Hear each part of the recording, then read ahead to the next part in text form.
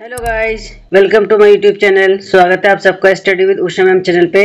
आज हम 8th class का सैम्पल पेपर करेंगे। ठीक है, जो आप लोग के अभी जो एग्जाम स्टार्ट होने वाले हैं, जो एग्जाम होंगे, इसमें एसएसटी का पेपर किस तरीके से आएगा, ये इस पेपर के अंदर आपको पूरा पता चल जाएगा कि पेपर आपका इस तरीके से आएगा। ठीक है, तो स्टार्ट करते हैं हम। सबसे पहला क्वेश्चन है कि निम्नलिखित में से कौन सा भारतीय संविधान की एक विशेषता है। ठीक है, तो हमारे भारतीय संविधान की जो विशेषता है वो है हमारी संघवाद। नेक्स्ट, राज्यसभा की अध्यक्षता कौन करता है, तो राज्यसभा की अध्यक्षता करते हैं उपराष्ट्रपति। ठीक है, भारत में 200 रुपए का नोट जारी होना चाहिए अथवा नहीं, इस विषय पर निर्णय लेने का अधिकार किस सरकार के पास है, तो सेंट्रल या केंद्र सरकार। ठीक है, अनुज को एक विशेष राज्य का होने के कारण दूसरे राज्य में कार्य करने से रोका जाता है। बताइए अनुज के किस मौलिक अधिकार का हनन हो रहा है, तो ये आपका स्वतंत्रता का अधिकार। ठीक है, स्वतंत्रता के अधिकार के अंतर्गत क्या है कि हम लोगों को कि किसी व्यक्ति को कोई भी कार्य करना है तो वो एक राज्य से दूसरे राज्य में जा सकता है। ठीक है, नेक्स्ट है, निम्नलिखित में से क्या न्यायपालिका का कार्य है। ठीक है, देखिए जो न्यायपालिका है, न्यायपालिका के क्या क्या कार्य होते हैं, विवादों का निपटारा करना, ठीक है, न्यायिक समीक्षा करना और मौलिक अधिकारों का क्रियान्वयन करना। ठीक है, तो ये हमारे तीनों के तीनों जो कार्य है ये न्यायपालिका के कार्य हैं। भारतीय संविधान का कौन सा अनुच्छेद अस्पृश्यता का निषेध करता है, तो आंसर है अनुच्छेद 17।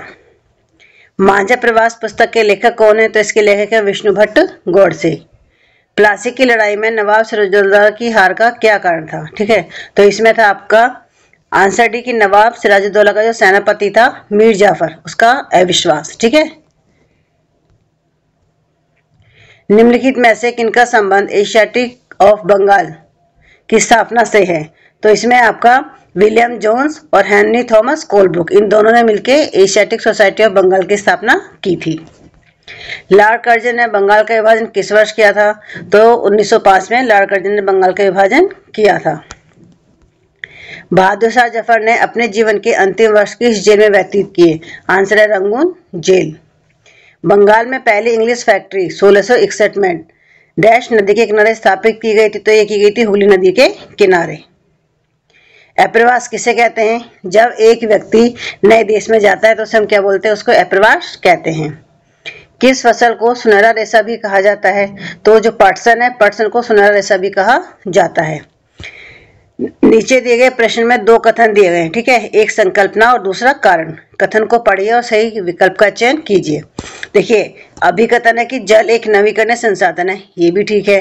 पृथ्वी को जल ग्रह भी कहा जाता है, ये भी ठीक है। ठीक है, तो इसका आंसर होगा बी। देखिए, दोनों कथन भी सीखे और कारण भी सीखे, लेकिन जो ये अभिकथन है ये इसकी सही व्याख्या नहीं करता है। ठीक है, देखिए ये 1 से लेकर 15 तक आपके 1 नंबर के क्वेश्चन थे, अब आपके ये 2-2 नंबर के क्वेश्चन है। ठीक है, तो मैंने इनके आपके आंसर भी इसमें अटैच कर दिए हैं, तो आप इनको अच्छे से याद कर लेंगे। ठीक है, पहला क्वेश्चन है आपका कि चावल के लिए आवश्यक भौगोलिक परिस्थितियों का वर्णन कीजिए। देखिए 2 नंबर का है, तो आप इसमें देखिए जो जितना बड़ा मैंने आंसर लिखा, अगर आप इतना इसको लिखेंगे तो आपको इसमें पूरे 2 नंबर मिलेंगे। ठीक है, देखो इसमें चावल के लिए क्या चाहिए हमें, उच्च तापमान, अधिक आर्द्रता और वर्षा की आवश्यकता होती है। ठीक है, फिर आपका 8वां क्वेश्चन है कि गेहूं उत्पादन के लिए आवश्यक भौगोलिक परिस्थितियों का वर्णन कीजिए।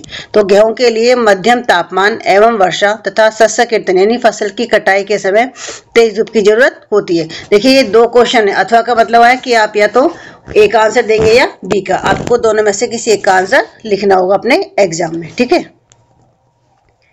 तीसरा कि भारत में अंग्रेजी शासन को बढ़ाने में विलय की नीति का महत्व बताइए।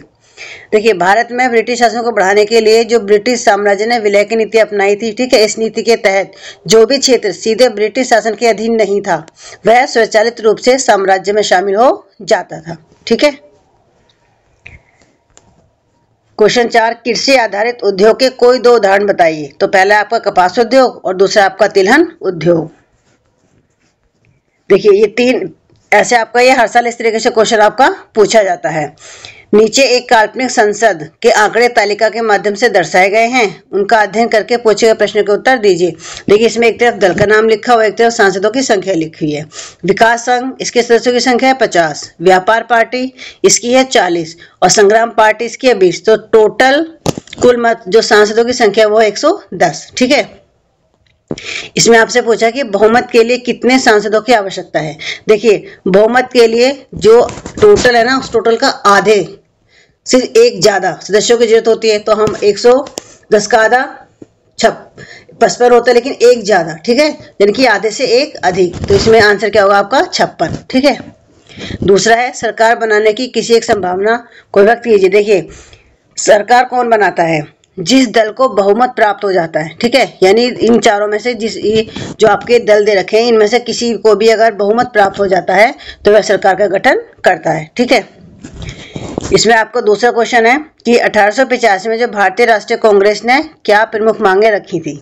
तो देखिए 1885 में जो भारतीय राष्ट्रीय कांग्रेस ने नागरिक अधिकार, प्रशासनिक, संवैधानिक और आर्थिक नीतियां शामिल थी, ठीक है। उन्होंने इसकी डिमांड करी थी कि लोगों को जो अधिकार है वो मिलने चाहिए, ठीक है, प्रशासनिक और संवैधानिक और जो आर्थिक नीतियां हैं वो भी होनी चाहिए, ठीक है। देखिए अभी तक ये दो क्वेश्चन थे आपके, 2, 3, 4 और 5, ये आपके 2-2 नंबर के क्वेश्चन थे। अब आपके 3-3 नंबर के क्वेश्चन। शिक्षा को लेकर महात्मा गांधी के विचारों की व्याख्या कीजिए, ठीक है। तो देखिए गांधी जी ज्ञान आधारित शिक्षा के स्थान पर आचरण आधारित शिक्षा के समर्थक थे, ठीक है। वे शिक्षा को मानव के सर्वांगीण विकास का सशक्त माध्यम मानते थे और गांधी जी का मानना था कि व्यक्ति अपनी मातृभाषा में शिक्षा को अधिक रुचि तथा सहजता के साथ ग्रहण कर सकता है, ठीक है। तो ये महात्मा गांधी के शिक्षा के प्रति विचार थे। और दूसरा देखिए आपका इसमें है कि रविंद्रनाथ टैगोर के शिक्षा के संदर्भ में विचारों का वर्णन कीजिए। तो रविंद्रनाथ टैगोर का मानना था कि शिक्षा केवल ज्ञान प्राप्ति तक सीमित नहीं होनी चाहिए, ठीक है, बल्कि इसमें संपूर्ण व्यक्ति का विकास भी शामिल होना चाहिए। दूसरा पॉइंट है शिक्षा आत्म खोज की एक प्रक्रिया होनी चाहिए, ठीक है। तीसरा है कि छात्र रचनात्मक अभिव्यक्ति के माध्यम से अपनी क्षमता और प्रतिभा को विकसित करना सीखे, ठीक है। तो यानी देखिए यहाँ पे भी आपके 2 क्वेश्चन दे रखे हैं, ठीक है। 6 में ए और बी में से मतलब अथवा का मतलब है एक की आपको इन दोनों में से किसी एक का भी आंसर आपको लिखना है, ठीक है। क्वेश्चन नंबर 7, लोकसभा की विशेषता का उल्लेख कीजिए अथवा राज्यसभा की विशेषता का उल्लेख कीजिए, लेकिन दोनों में से आपको एक क्वेश्चन करना है, ठीक है।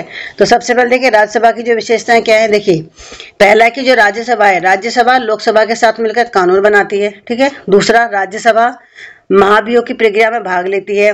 तीसरा राज्यसभा किसी विषय को राष्ट्रीय महत्व का घोषित कर सकती है। दूसरा क्वेश्चन था आपका लोकसभा की विशेषताएं, तो देखिए इसमें है कि लोकसभा में सार्वभौमिक व मताधिकार के आधार पर प्रत्यक्ष चुनाव द्वारा चुने गए लोगों के प्रतिनिधि शामिल होते हैं, ठीक है। अब क्वेश्चन नंबर 8, देखिए आपके अब ये 5 नंबर के क्वेश्चन है कि संयुक्त राज्य अमेरिका में किसान एक व्यवसाय की तरह काम करता है न कि एक खेतीय किसान की तरह, कथन की व्याख्या कीजिए। आंसर है इसका कि संयुक्त राज्य अमेरिका में एक फर्म का औसत आकार भारतीय फर्म की अपेक्षा बहुत बड़ा होता है। दूसरा पॉइंट है फसल को क्षति पहुंचाने वाले पीड़कों पर नियंत्रण के लिए पर्याप्त उपाय किए जाते हैं, ठीक है। तीसरा है कंप्यूटर उपग्रह कीटनाशकों और रासायनिक उर्वरकों का आवश्यकता अनुसार प्रयोग करने में उसकी सहायता करता है। चौथा है वह ट्रैक्टरों, बीज बोने की मशीनों, संयुक्त हार्वेस्टर व थ्रेसर का उपयोग कृषि संबंधी विविध संक्रियाओं में करता है। पांचवा है कि अनाज स्वचालित अन्न भंडार में संचित किया जाता है तथा बाजार अभिकरणों में भेजा जाता है, ठीक है। देखिए ये 5 नंबर का आपने इस तरीके से लिखेंगे आप, इसमें 5 तो आपको पूरे नंबर आपको मिलेंगे, ठीक है। जो आंसर है आपको कोशिश करनी चाहिए कि ज्यादातर आंसर को आपको पॉइंट टू पॉइंट लिखें। नेक्स्ट क्वेश्चन है कि सहमति का विचार लोकतंत्र की प्रस्थान बिंदु है, कथन के आलोक में उन प्रावधानों की वर्णन कीजिए जो भारतीय लोकतंत्र को मजबूत बनाते हैं, ठीक है। या कानून निर्माण की प्रक्रिया में संसद की भूमिका का वर्णन कीजिए। तो देखिए इसमें आंसर है कि देखिए सहमति का अर्थ होता है चाह, स्वीकृति और लोगों की हिस्सेदारी, ठीक है। लोगों का निर्माण ही लोकतांत्रिक सरकार का गठन करता है और उसके कामकाज के बारे में फैसला देता है। लोकतंत्र को निम्नलिखित ढंग से मजबूती प्रदान की जा सकती है। जिसमें देखिए मौलिक अधिकार, लोकतंत्र को अपने नागरिकों को कुछ मौलिक अधिकार, किसी भी धर्म को मानने का अधिकार, कोई भी कार्य करने का अधिकार दिया जाए तो वह अच्छा जीवन व्यतीत कर सकते हैं। शिक्षित जनता, लोग पढ़े लिखे होने चाहिए ताकि वह देश तथा संसार की समस्याओं को समझ सकें। आर्थिक समानता, अगर हम लोकतंत्र को मजबूत करना चाहते हैं तो आर्थिक असमानता से लोकतंत्र पर गलत प्रभाव पड़ता है। चौथा है प्रेस की स्वतंत्रता। लोकतंत्र को मजबूती देने के लिए प्रेस सरकार के नियंत्रण से पूर्णतः स्वतंत्र होनी चाहिए। ठीक है, और देखिए अर्थात कानून बनाने में संसद की भूमिका, तो इसमें कि कानून बनाने में सबसे जो महत्वपूर्ण भूमिका होती है विधायिका की होती है। ठीक है, जो विधायिका वह संस्था है जो कानून का क्या करते हैं, निर्माण करती है, और ये संसद के माध्यम से कार्य करती है, जिसमें लोकसभा और राज्यसभा शामिल होते हैं। संसद में सांसदों द्वारा प्रस्तावित विधेयकों पर चर्चा की जाती है और उन्हें मंजूरी दी जाती है। देखिए नीचे ये आपको आंसर पैसेज दिए हुए हैं, केस आधारित प्रश्न। इसलिए क्वेश्चन बहुत ही आसान होते हैं, इसमें आपको कुछ भी नहीं करना होता है। इसमें सिर्फ आपको क्या करना है, इसमें आपको सिर्फ पैराग्राफ को पढ़ना है और उनके आंसर इसमें आपको देने हैं। ठीक है, देखिए पैराग्राफ है कि नादिर शाह के आक्रमण के परिणाम स्वरूप दिल्ली में जो विध्वंस हुआ उसका वर्णन समकालीन प्रेक्षकों ने किया था। इनमें से एक ने मुगल कोष से जिस तरह धन लूटा था उसका वर्णन इस तरह से किया है: 60 लाख रुपए और कई हजार सोने के सिक्के, लगभग 1 करोड़ रुपए के सोने के बर्तन, लगभग 50 करोड़ रुपए के गहने जवाहरात और अन्य चीजें ले गया, जिनमें से कुछ तो इतनी बेशकीमती थी कि दुनिया में उनका मुकाबला कोई नहीं कर सकता है, जैसे तख्ते हाउस यानी मौर्य सिंहासन। एक अन्य वृत्तांत में दिल्ली पर आक्रमण के प्रभाव का वर्णन मिलता है, जो कभी मालिक थे अब बड़ी दर्दनाक हालत में आ गए, जिन्हें कभी भरपूर आदर इज्जत दी जाती थी उन्हें अब प्यास बुझाने के लिए पानी भी नहीं मिलता। अलग थलग पड़े लोगों को उनके कोनों से खींचकर बाहर निकाल दिया, दौलतमंदों को भिखारी बना दिया गया। जो शौकीन लोग कभी तरह तरह के सुंदर कपड़े पहनकर पोशाकों का नया नया फैशन चलाते थे अब नंगे घूमने लगे, और जिनके पास जमीन जायदाद की कोई कमी नहीं थी वे अब बेघर हो गए। नया शहर शाहजहानाबाद अब मलबे का ढेर बन गया। नादिर शाह ने तब शहर के पुराने मोहल्लों पर हमला बोला और वहां की सारी दुनिया को तबाह कर डाला। ठीक है, तो देखिए इसमें कि शाहजहानाबाद को मलबे के ढेर में किसने बदला था। ठीक है, तो इसमें आप जो शाहजहानाबाद है, ठीक है, इसको मलबे के ढेर में किसने बदला था इसको? नादिर शाह ने। ठीक है, जिनके पास जमीन जाय की कोई कमी नहीं थी वे बेघर हो गए। उपरोक्त कथन का से स्पष्ट कीजिए, यानी कि इसका मतलब ये है कि जो लोग पहले जिनको कभी शौक था, ठीक है, नए नए सुंदर सुंदर कपड़े पहनने का, ठीक है, लेकिन अब क्या उनके पास कुछ भी नहीं रहा है, तो लोग कैसे अब नंगे पैरी घूमने लगे हैं। ठीक है, नादिर शाह के आक्रमण के किन्हीं दो प्रभावों को लिखिए। तो देखिए जो नादिर शाह था उसके क्या प्रभाव थे कि उसने दिल्ली में जो हुआ था उसका क्या है कि इसने सारा का सारा जो था धन लूट लिया था। ठीक है, और उसके जो बेशकीमती जो चीजें थी उन सबको वो यहाँ से, जो तख्ते ताउस था उसको भी यहाँ से वो ले गया था। ठीक है, तो इस तरीके से आप इस पैराग्राफ को अच्छे से पढ़ेंगे, इसमें से ही आप आंसर आप ढूंढ लेंगे। ठीक है,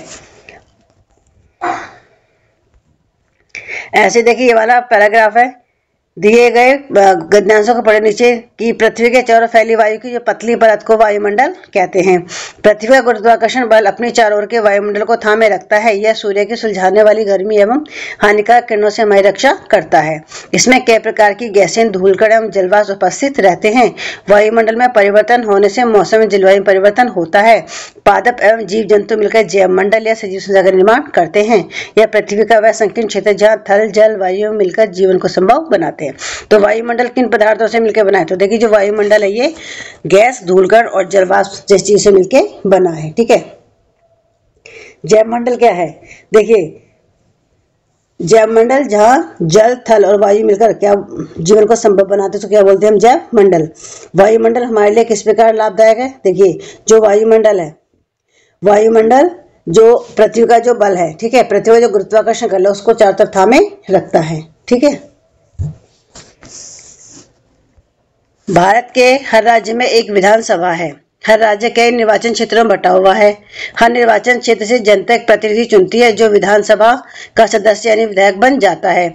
आपने ध्यान दिया होगा कि चुनाव में लोग अलग अलग पार्टियों के नाम से खड़े होते हैं, इसलिए ये विधायक अलग अलग राजनीतिक दलों के होते हैं। जो लोग विधायक होते हुए मुख्यमंत्री या मंत्री कैसे बन जाते हैं? जिस राजनीतिक दल के विधायक आधे से अधिक निर्वाचन क्षेत्रों में जीत जाते हैं, राज्य में उस दल को बहुमत में माना जाता है। बहुमत प्राप्त करने वाले राजनीतिक दल को सत्ता पक्ष और अन्य सबको विपक्षी दल कहा जाता है। देखिए निर्वाचन क्षेत्र क्या होता है, यानी कि देखिए इसमें पहली लाइन में लिखा हो कि हर राज्य कई निर्वाचन क्षेत्रों में बटा हुआ है। ठीक है, फिर राज्य की विधानसभाओं के लिए प्रत्येक निर्वाचन से चुने गए लोगों को क्या कहा जाता है, यानी कि जो उनको क्या बोला जाता है, उनको विधानसभा या सदस्य यानी विधायक वो उनको बोला जाता है, विधानसभा का सदस्य या विधायक उनको कहा जाता है। तीसरा कि राज्य सरकार के गठन में सत्ता पक्ष विपक्षी का क्या अर्थ है, यानी कि देखिए सत्ता पक्ष क्या है, जिस भी राजनीतिक दल के विधायक आधे से अधिक क्षेत्रों में जीत जाते हैं तो वो क्या होगा, सत्ता पक्ष हो गया। और जो बाकी अन्य लोग बच जाते हैं, ठीक है, जो बाकी अन्य दल बच जाते हैं उनको क्या बोला जाता है, उसको विपक्षी दल कहा जाता है। ठीक है, देखिए इस तरीके से ये आपका ये सैंपल पेपर है और सभी बच्चे इसको बहुत अच्छे से देखेंगे और इसको अच्छे से आप पढ़ेंगे। ठीक है, अगर आपको ये चाहिए कि जो इसमें आंसर्स पैसेज है कि आंसर्स पैसेज के आंसर भी अगर मैं लिख के आपको समझाऊं या आपको लिखे हुए चाहिए तो आप मुझे कमेंट्स करके बता सकते हैं। ठीक है, और पेपर आपका जो आएगा 8th क्लास का बिल्कुल इसी तरह का पेपर आएगा जिस तरह का ये मैंने आपको सैंपल पेपर करा है, तो सही बच्चे इसको बहुत अच्छे से करेंगे। ठीक है, और जिन बच्चों ने मेरे चैनल को सब्सक्राइब नहीं करा है, जिन लोगों ने मेरे चैनल को सब्सक्राइब नहीं करा है, प्लीज़ मेरे चैनल को लाइक और सब्सक्राइब जरूर करें, दूसरे लोगों को भी शेयर करें ताकि उनको भी इसका लाभ मिल सके, और साथ में बेल आइकन को दबाना न भूलें तो कि जब नई वीडियो अपलोड हो तो वो आपको मिल जाए। ठीक है, तो मिलते हैं आपसे नेक्स्ट वीडियो में। Thank you.